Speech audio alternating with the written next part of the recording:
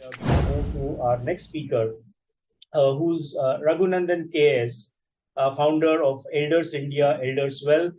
I know him as a pioneering angel investor. We go back a long way when I first met Raghu in Bangalore, and a seasoned business leader who has managed transition into angel investing and now in this phenomenal space, where he now helps us grapple with a question that we have posed to him, whether the senior citizen workforce is a myth or is it a reality as a GDP contributor? So, Raghu, over to you. Okay, thanks, Sachin, once again. And a quick introduction about my background. I worked for over 22 years in IT industry, 20 with IBM in various leadership positions, and 2 years with Cisco as the MD for India and SAARC for the services business. Based on my services, personal experience and the gaps I saw, I founded Elders India, which is a B2B2C platform and an initiative to inform, enable, and empower employees of corporates that partners with us to provide better care for their parents. It was a multi-year effort to create the platform and build an ecosystem around that to ensure maximum number of elders getting the support across multiple locations and across multiple needs, right from home health care to elderly assistance, safety, security, emergency response, social connect, and financial security. Elders Wealth was later set up to address the financial needs of post-retirement life. Now, coming to the question, is senior citizen workforce a myth or reality as a GDP contributor? Before we answer the question, it's important to understand why this question is so crucial for us in India and at this point in time. With that background, then we can look at the question from the lens of an individual or family, and then from the perspective of corporate or business, and then put together to form a view. I'll use senior citizens or older adults interchangeably to refer to 60 plus population. 7% of humans that ever lived on this earth are alive today. The same number for older adults is a whopping 50%. Yes, 50% of all older adults that ever lived on this earth, over 192,000 years of human existence, are alive today. Let's look at life expectancy in India. The average life expectancy at birth in India remained flat for over 100 years, 1825 to 1925.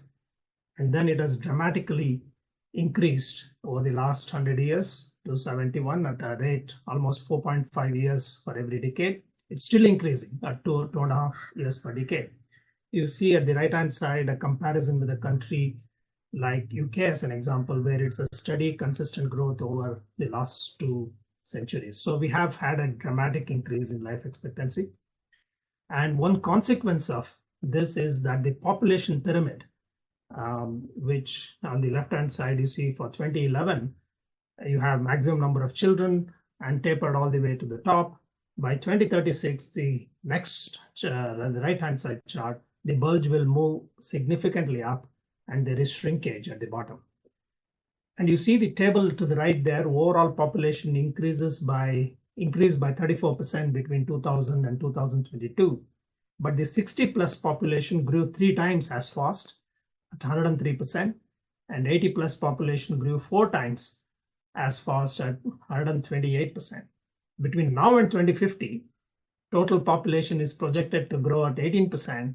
60 plus population grows at 7.5 times that number at 134%, and 80 plus population will grow 15 times that rate at 279%.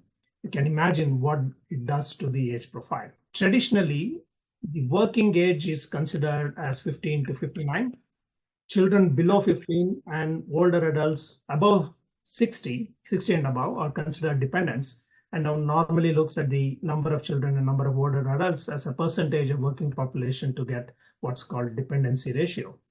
You see that in the next chart, the working age population will actually shrink in India starting 2031, and dependency ratios for children, again, this means the number of children for every 100 working population, which is 15 to 59.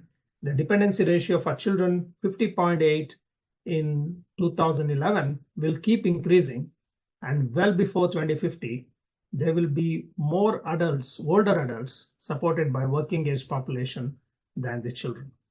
So the demographic shift that we are seeing is real, and individuals and businesses have to be prepared for this huge shift. Let's look at what it means to individuals and families. We now have less children per family, increasing um, prevalence of single child nuclear families. When the child goes to a different town or a city or a country, and then either you live by yourselves or go to the city if it is within India with the child. So the number of elders living by themselves in India is increasing. And also the urban elderly population is increasing at 3 times the rural elderly population as a result. There are implications to this that needs to be understood and acted upon. Now we need to think beyond the chronological age on the life stages of one's life. We typically look at learn, education period, earning period, or working period, and then retire. Maybe 25 years of study, 30, 35 years of earning, and 10 years of retirement was a simple enough mantra. But now, if one needs to plan for 30 years of post-retirement life, then how many more years one will have to work and how much of savings you need? Increasing the number of years of work would also mean one thinking of second or even third career, reskilling, etc. Lifespan increase should result in increasing the number of years of healthy life as well, and with financial security. So living longer, healthier for longer, and productive for longer is the goal.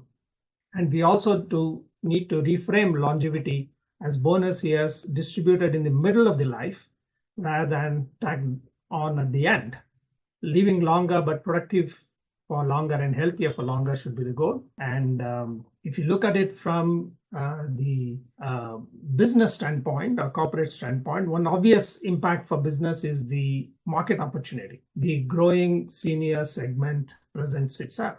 Silver economy, which refers to the spending power of 50 plus population, could well be in excess of $2 trillion but in India by 2050. Healthcare, financial services, recreation and culture, etc. are some of the segments that will get significantly benefited. Worldwide senior tourism market, for example, is projected to reach $4.6 trillion in 10 years from about 367 billion in 2022. Then demographic shifts and skills shortage, which is currently prevalent in India, it creates an opportunity for corporates to look at senior citizens as a talent pool. Evidence suggests that older workers have different mix of skills to younger ones, and that diverse teams perform better.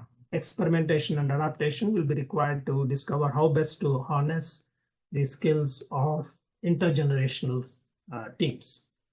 We also need to make sure that we provide early and continual access to retirement planning services that incorporate awareness of the impact of longevity for individual employees and the effect of caregiving and the financial impact at different stages. And it's also critical to enable employees to prepare for or provide caregiving. With the working age population shrinking soon, we need to increase the labor participation rate of the working age population. We still have very low participation rate, about 25% among females. That has to go up. And one way to do that is to ensure that we support the employees for caregiving. Let's quickly summarize. Demographic shifts are real and not fully understood. We need to prepare for aging India now. We don't want to be old before we get rich or developed nations. Longevity is multifaceted and has multiple stakeholders, corporates, society, service providers, including medical community, government, and of course, family, in addition to the elders themselves. Emphasis on overall well-being, financial, social, mental, and physical, rather than just the economic productivity is critical.